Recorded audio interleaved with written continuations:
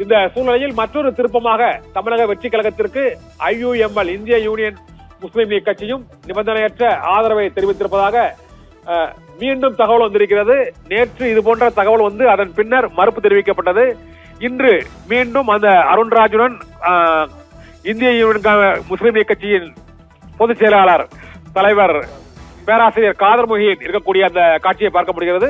தமிழக வெற்றி கழகத்திற்கு IUMலும் ஆதரவு தெரிவித்திருப்பதாக அறிவிக்கப்பட்டிருக்கிறது. இதனால் புதிய அரசுக்கு திமுக தலைவர் மு க ஸ்டாலினின் வாழ்த்து, ஆக்கப்பூர்வமான எதிர்கட்சியாக செயல்படுவோம் என்று கூறியிருப்பதுடன் திமுக கூட்டணியிலிருந்து விலகாத மற்ற கட்சி தலைவர்களுக்கும் அவர் வாழ்த்துக்களை தெரிவித்திருக்கிறார், தெரிவித்திருக்கிறார். இப்போது IUML கட்சியும் இந்திய யூனியன் முஸ்லீம் கட்சியும் ஆதரவு தெரிவித்திருப்பதால் அந்த மெஜாரிட்டி எண் 120 தமிழக வெற்றி கழகம் இப்போது எட்டுகிறது. இதனால் இன்னும் சற்று நேரத்தில் ஆளுநரை சந்தித்து அந்த ஆட்சி அமைப்பதற்கான அழைப்பு விடுக்க கோரும் அந்த 4வது முறையாக சந்தித்து அந்த வேண்டுகோளை விடுப்பார் என எதிர்பார்க்கப்படுகிறது. இதையடுத்து தமிழக வெற்றி கழகம் இன்னும் சில நிமிடங்களில் ஆட்சி அமைப்பதற்கான அழைப்பை ஆளுநர் அர்லேக்கர் விடுப்பார் என எதிர்பார்க்கப்படுகிறது. இதன் பின்னர் இன்று இரவே விஜய் முதலமைச்சராக பதவி ஏற்பார் என எதிர்பார்க்கப்படுகிறது.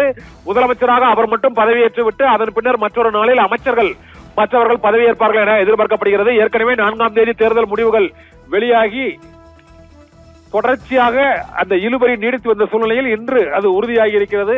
அதனால் இன்று இரவு கூட தாவேகாவின் விஜய் தமிழகத்தின் முதலமைச்சராக 14வது முதலமைச்சராக இன்று பொறுப்பேற்பார் என எதிர்பார்க்கப்படுகிறது.